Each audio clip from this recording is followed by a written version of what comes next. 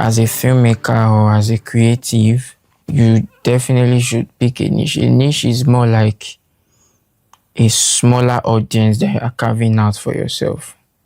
When you carve out a certain type of people, certain type of audience, that these are the people I want to serve, or these are the people I want to render my service to, or these are the kind of gigs I want to be doing, right? So I'm not going to really do too much of basics, because I believe most of us, we should be aware of what a niche is. However, I'm still going to take it from the scratch, so that those of you who haven't heard what niche is before, you're going to, get it. Right. So in filmmaking, we have what is called niche.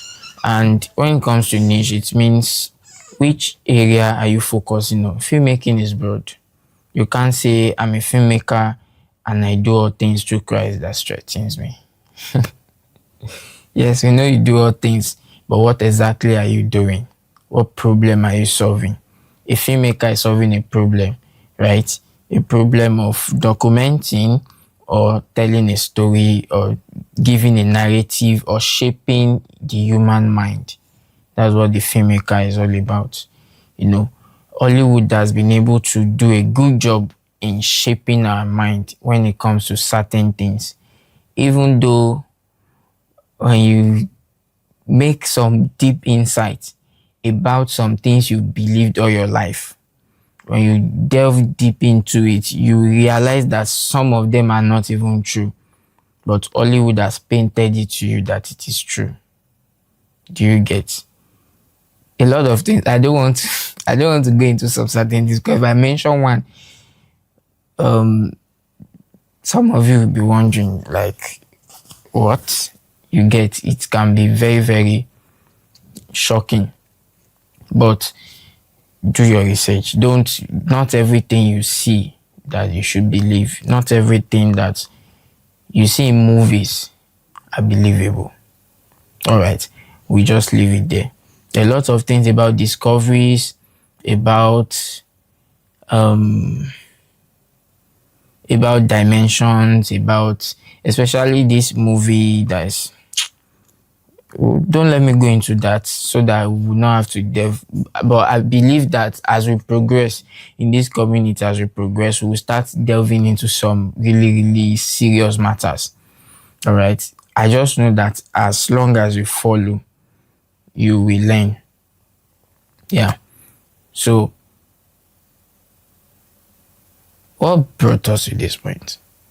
So I was talking about you are solving a problem. You can shape the mind as a filmmaker. You can tell a story, you can tell a lie, and the whole world will believe it, because you've been able to tell it in a very sweet way. So you have the power to shape the mind. You can tell people that 1 + 1 = 5. And with proofs and stories, you can come out with a lie, and people will believe you, because you are such a good storyteller. That's how it works. All right. So, having established who a filmmaker is, now there are different aspects that you can go into, right? So, for example, we have the documentary. These are people who focus on non-fictional stories. When it comes to documentary, you talk about real life occurrences, documentaries of street girls, documentaries of old people, documentaries of why Africa is poor, documentary of anything at all that people need to know, right? Documentary. People focus on that. I have a friend here in Abuja. That is what he does. If you call him into commercial, he may not really be able to do much. If you call him into film, movies, he may not really be able to do much. But if you say documentary, it can go into underground and do documentary for you. He's well known for that. He has made a name for himself in that niche. And when it comes to documentary, he is extremely good at it. So that's one aspect, documentary. There is commercial. People do commercials for businesses, for brands, for big organizations, for churches, for anything, products, commercial, with the aim to, make sales or to elicit certain actions from your audience. So that is another aspect of filmmaking. Another aspect of filmmaking we have is the movie industry alone even has its own branches, which its own branches where with respect to either you're doing musical, or you're doing romance, or you're doing comedy, or you're doing horror, or you're doing suspense, thriller, action, etc. That is its own, different branch, but it's also a niche on its own. There are people who only focus on movies. They are filmmakers, and that's what they do. They just shoot movies. When it comes to documentary, they may not really be good at it. But when it comes to movies, movies has to do with both fiction and non-fiction.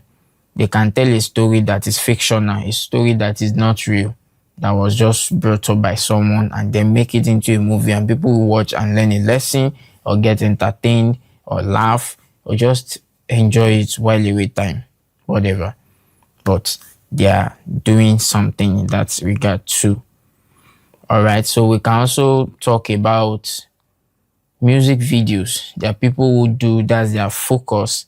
They do music video, they tell stories with music videos, they shoot music videos. We have a lot of them within and outside the country, right? That is what they are known for, and that's what they are extremely good at. You may call them to come and do documentary, they may not be able to do it. You may call them to come and shoot naming ceremony, they may not be able to shoot naming ceremony, but they can do music video well. That is their own field. All right. And then we have people who do coverage.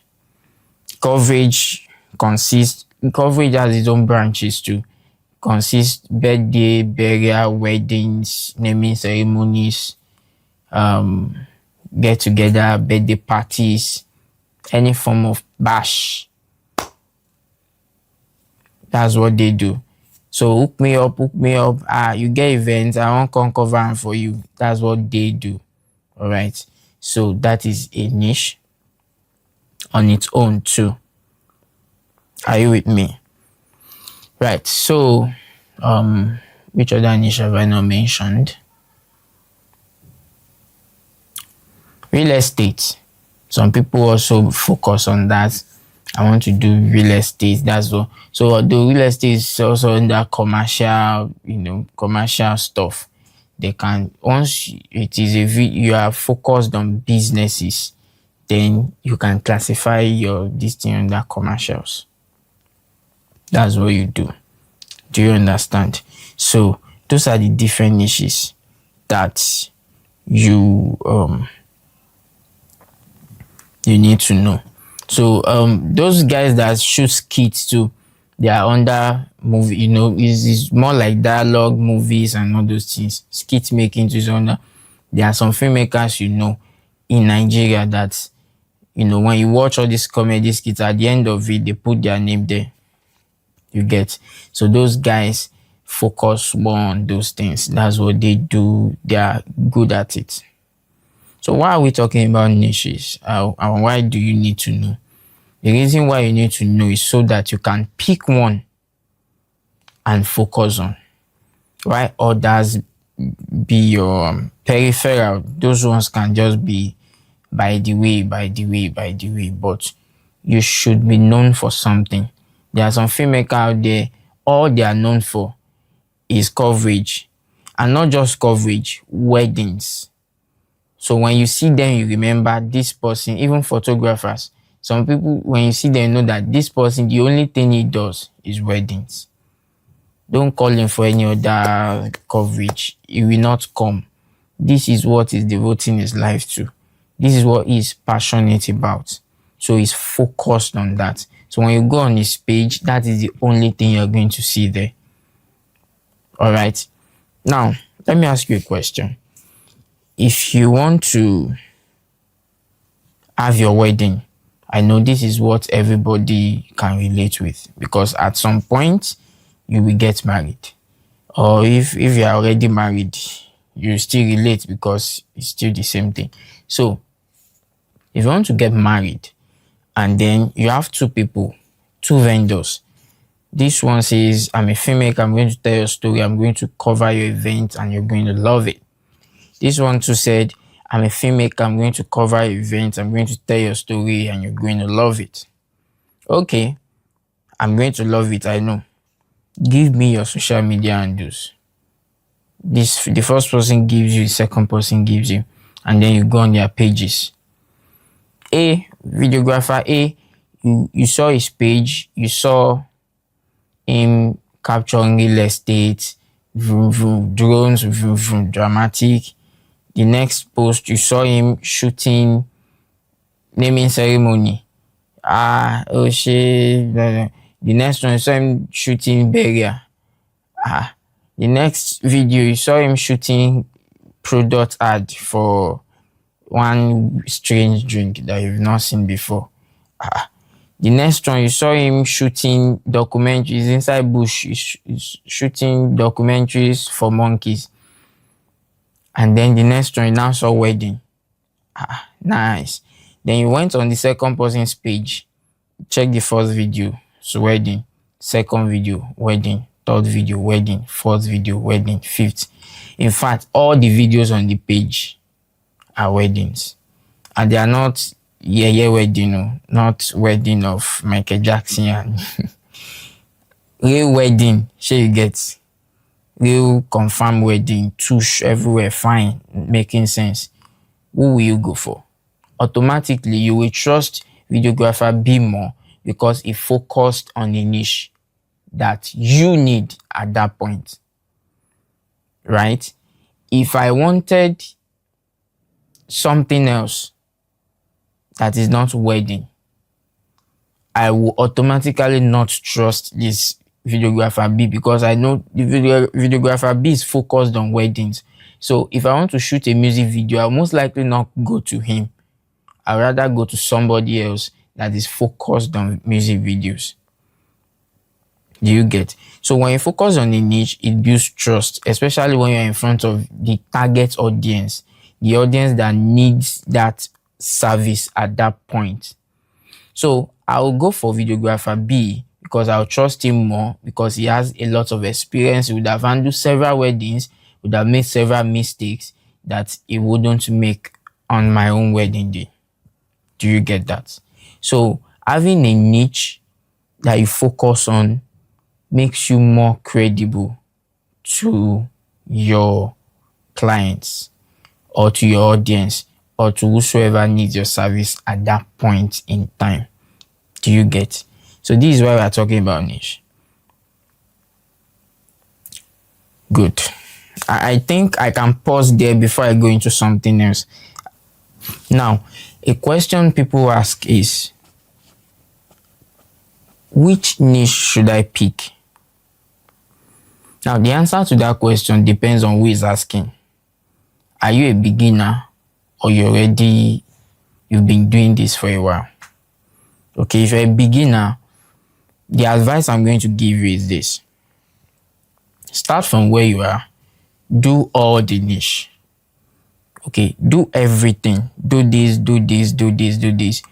Because if you don't do it, you won't know which one you love and you won't know which one you hate. Right? So, as a beginner, try everything out. Trust me, you need to experience it. You can't just say, I don't like it from afar. You need to experience it to know which one you want to do or which one you don't want to do. So, that is as a beginner. Start do this. When you get gigs in this area, go for it. When you get gigs to do music video, go for it. You can get gigs to do weddings, go for it. And get gigs to do. Well, all this niche I wrote, I mentioned, I've done everything.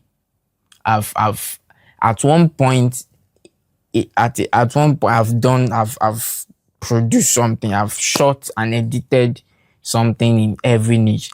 So that's how I'm able to know, okay, this is the niche I really resonate with more, or that I want to do. Right? So there's a niche I didn't mention too. There's a niche also called broadcast. Okay, that one you are just based on, you are focused on anything broadcast, either for television or for church broadcast. That's what you do. That is also a niche.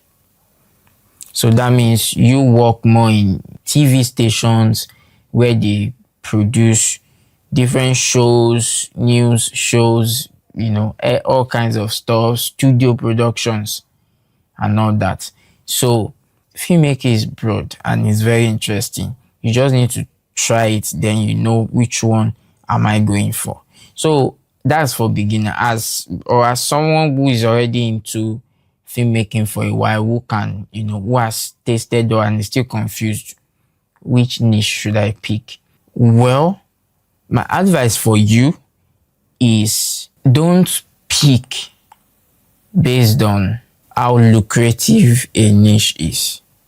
What do I mean? Maybe you've heard some people say, go into commercials.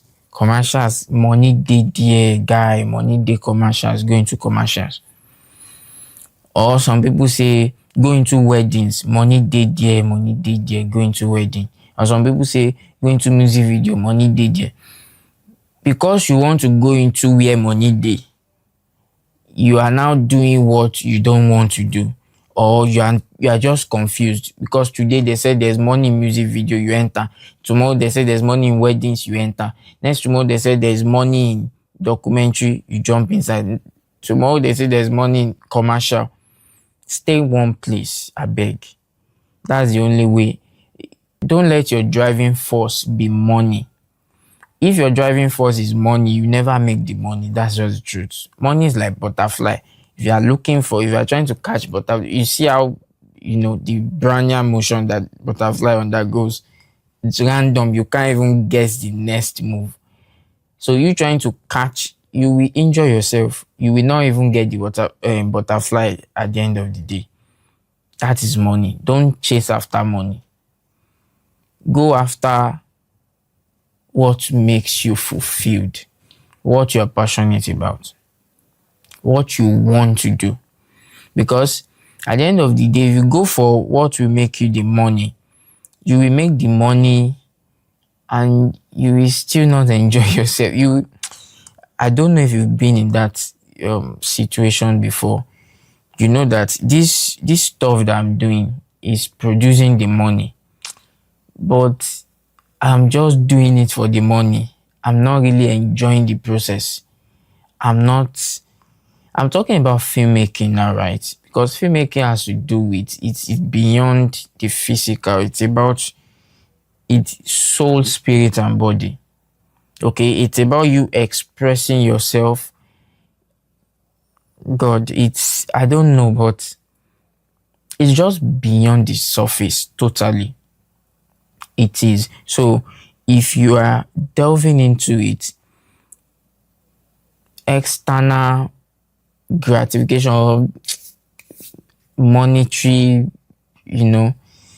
values should not be the reason why you are doing something. All right. Don't pick a niche based on money. Pick a niche based on the fact that I want to do this. I'm passionate about this niche. This niche is something that I feel good. I feel fulfilled. I feel I'm changing lives when I'm doing it. I feel I'm adding impact, adding value to the world when I'm doing this. When you go for something like that, the funny thing is money will still eventually come, right? Money may not come immediately, but by the time you get to certain level in that thing, because your motivation is from within, you'll be able to do it to the best of your ability such that nobody will be able to ignore you. And if people can't ignore you, they will be willing to pay you any amount just to get you to do something for them. So when you're operating at that level, you are no more an ordinary filmmaker anymore. You're already a sought after filmmaker. And then you're not just doing it for doing sake. You are doing it and you are changing lives with it. And guess what? Money will come effortlessly. So that butterfly you're trying to chase before, 100 butterflies will now start running after you. Do you get? So I think I've been able to balance that. Know why you are picking a niche and don't pick a niche for the wrong reasons. And as a beginner, if you want to, for you to know which niche to pick, go for everything. Start there. Unless you already know what you want to do before you start learning, fine, good for you. Learn in that direction, channel all your energy into it. But if you are confused and you're a beginner, do everything, at least have experience. Then you'll be able to know, okay, I don't think I really want to do this again. I think I'm able to express my creativity in this, because creativity differs from person to person. You may do documentary and to be whack, but when you do music video, it's going to be mind-blowing because your creativity can express itself more in that area. Do you get? So it is just about you, what ability you have, and what fuels your passion. When you're able to answer those questions, you will be able to easily pick a niche. Do you understand that? Now, let me share a few experiences. So when I started, I've done a couple of weddings, and I don't know, because I feel somebody may ask me this question after this class, that what is my niche? What am I focused on? Right? I'm going to answer that question both directly and indirectly. Now, but let me continue my story. So I shot a couple of weddings, and then I realized something.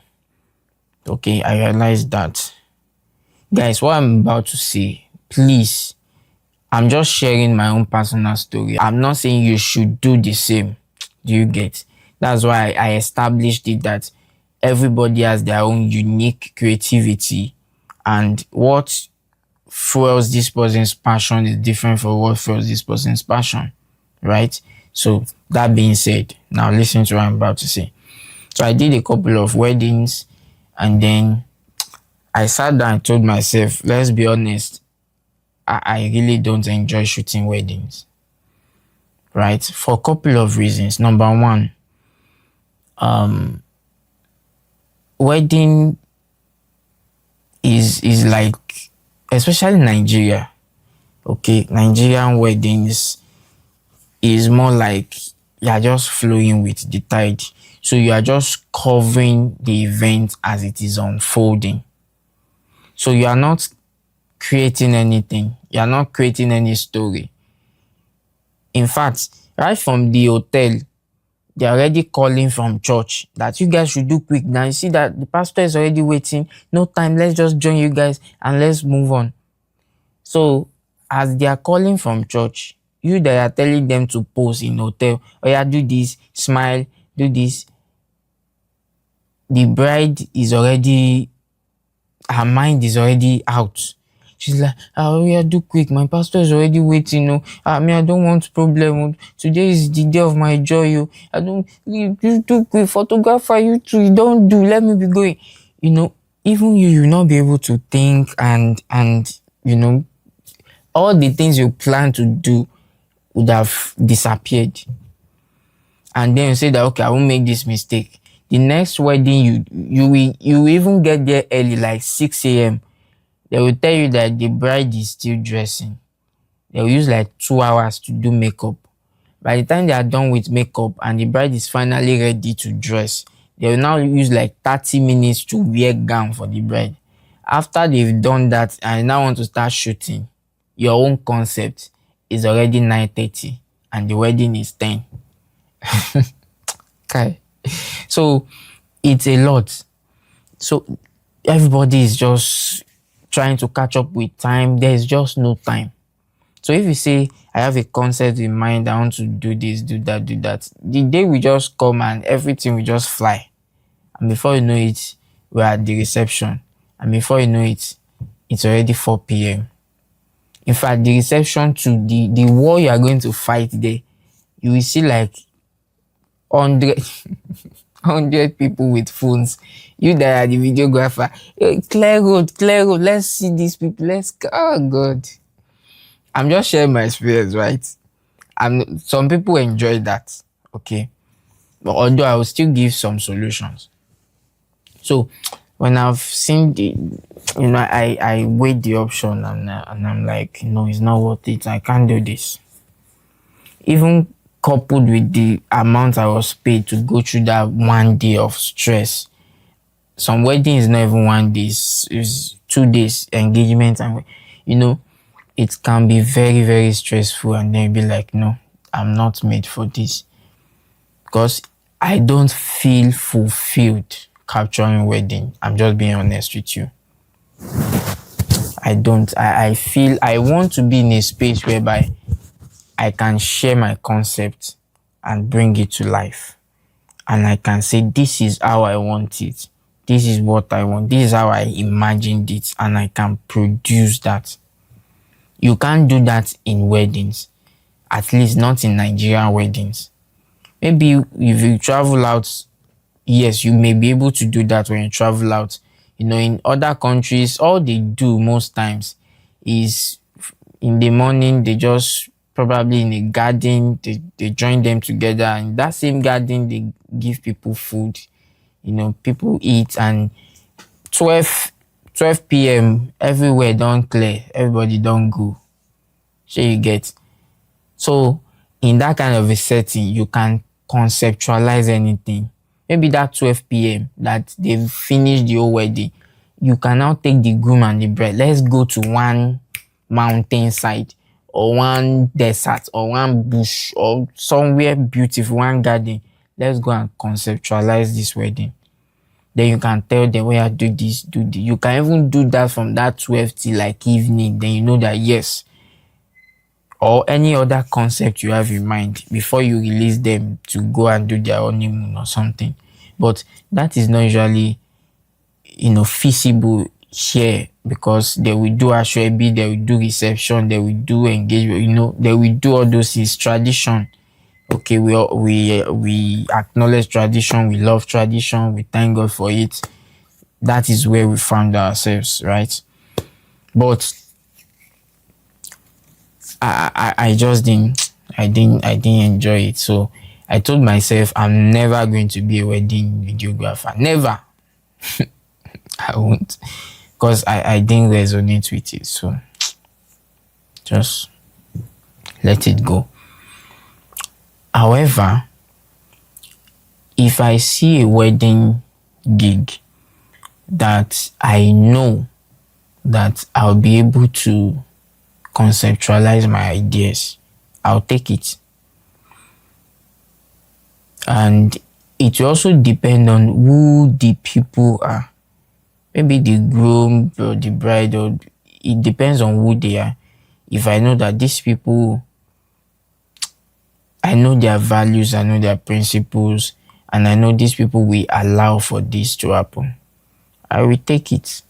But it will just be like 1 out of 50 weddings that I'll be, because I don't like that stuff. Well, there are some people who love it and that's what they do full time. Good for them. It is because they are there. That is why we are able to focus on other things. They are able to focus on weddings. You get. So they are very, very useful to us. All right. So that is just my own idea about. So you can have the same idea about commercial. You may feel commercial is stressful before you you have put together a team, you have assistant director, production manager, location manager, wardrobe assistants, art director, you have gaffer, grip, key grip, this one, that one. You have like 50 people, crew members on set. Some people will feel, oh, I don't think this one is for me. They just want to do their one man mopo, one man solo thing at weddings. Why some people want to have a team so that you can structure, okay, you do this, you do that, you play your role, play your part, play your this thing. And when we are done, we go do post-production, do you VFX artist, color grading, editor, sound, SFX guy. Everybody comes together. Some people love that. Why some people don't? So what do you love? What gives you, but meanwhile, in commercial, you can bring about your concept. You can draw, okay, this is what I envision for this commercial. I have a script, I have a storyline. Let's bring it to life and let's do this. You can, because the reason why we are all there is to shoot a commercial, is to bring to life what is in your mind. So nobody is trying to catch up with service in church, or trying to catch up with reception, or trying to catch up with time and all that, family, or these things. No. We are here to do this and we are going to do it. It is a more organized and structured way, setting, right? But some people don't like that either. So know yourself, know what you like, and go for it. Some people don't even want all those outdoor. They want to be in the studio and be shooting. They want to be doing broadcast. They want to be doing podcast for people. They want to be shooting news, talk shows, morning show, game show, all those things. That's what they want to be doing. And that's fine too. If that is what gives you rest of my passion, you love it, go for it. Go for it. Are we together? So, know who you are and know what you want to do. And then you go for it. But when you finally discover what you want to do, which niche, please go all in. Bro, go all in. Like, let your whole life be about it. Let people know you for it. Let your page be filled with it. So that such that when they mention your niche, if they will mention 3 names in the country, your name should be among the 3. Either your name is the first or the second or the third, doesn't matter. If they mention 5 names in the country, your name should be among. They mention 10 names in the continent, your name should be among. They mention 10 names in the world, your name should be among, or at least top 20. Or worst case scenario, top 50. That's the idea now, bro. Reaching the talk. Except you have other things you are doing. But if it's one thing that you say you want to do with your life, why should your name not be among in the whole world though? If they say top 50, your name should be among now. That's like, yes, because you are different, because you are not like others. If they ask you why should your name be among top 50 best people in your field, tell them because I'm different. Because I'm different, and because you are even talking about itself, it already shows that your name is not far from being among, because you're already seeing it. And because you're already seeing it, you start believing it. And because you are believing it, it will happen. So that's how it works. So you need to see it first.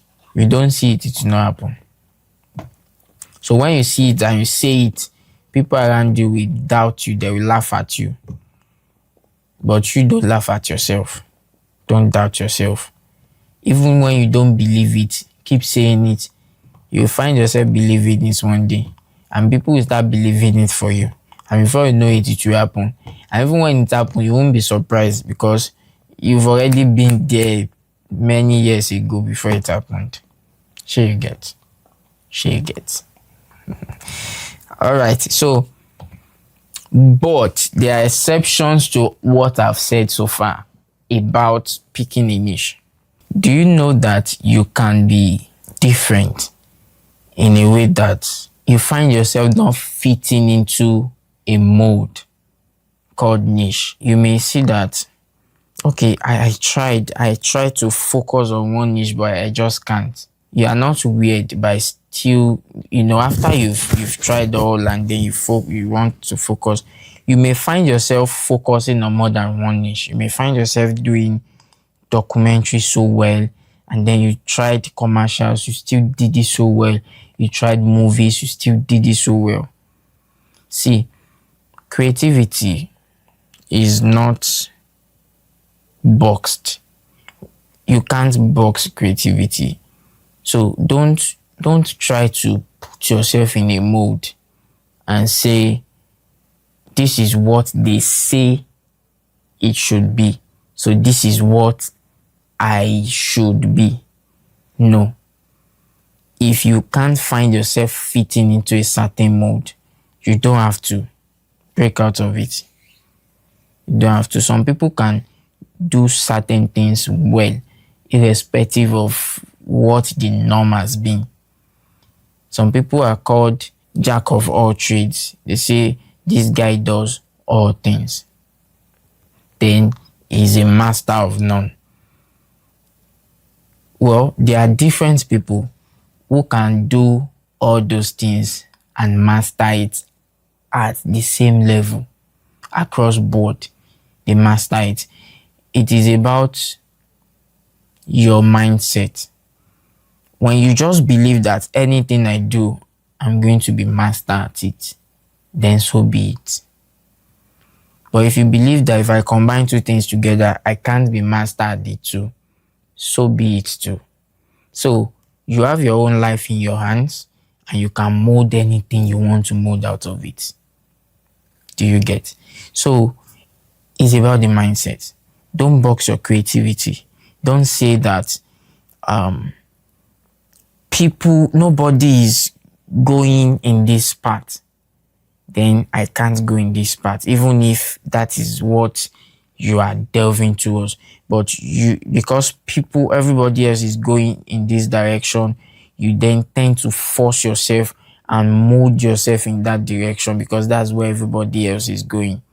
No, there are few people that are going into a different, like you may even carve out your own niche. Who knows? Embrace that your weird creativity, that idea that you think is weird, that you don't even know how to share with people. You feel if I share it with this person will not even understand, or they might even laugh at me. You are not alone. You've just not met your kind. Or maybe your kind is even thinking, if I share it with this person will laugh. So they tend to keep it to themselves. If you check their jotters, it is full. They've jotted down stuff. When somebody else speaks it, they will read it, they will understand. But they know what they've jotted down. Even when they try to bring it to life, they may not be able to explain it.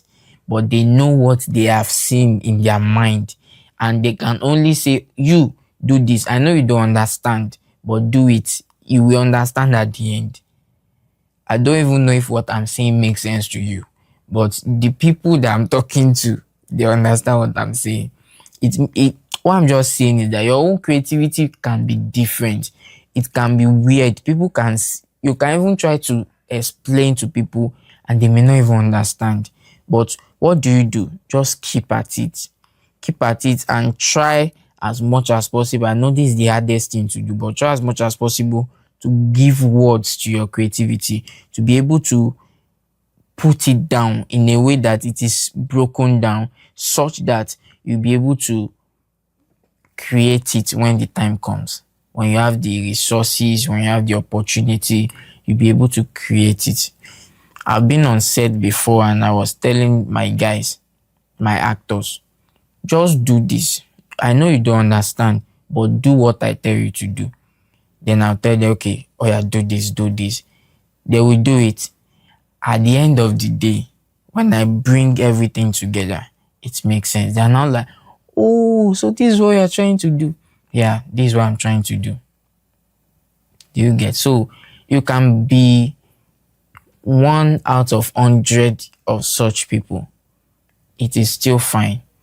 Just own your creativity, go in that line. Don't be shy to go in a different direction when everybody else is going in one direction. At the end of the day, the world will see your creativity and they are going to resonate with it. Right? I know the few people that have been in this situation will understand what I've just said now. Right? So that's it about picking a niche. I've been able to mention the different niches we have. That's not all we have, right? There are still more, but these are the major ones that you really need to bother yourself about for now. So I've mentioned them and I've told you why you should pick one, and I've told you your reason for picking, what motivates you, what shouldn't motivate you. I've been able to tell you that too. And I've been able to share my story about how I was not able to pick some certain niche, and then I've been able to also tell you the exceptions that comes with it. Right? So I believe you've been able to learn something today.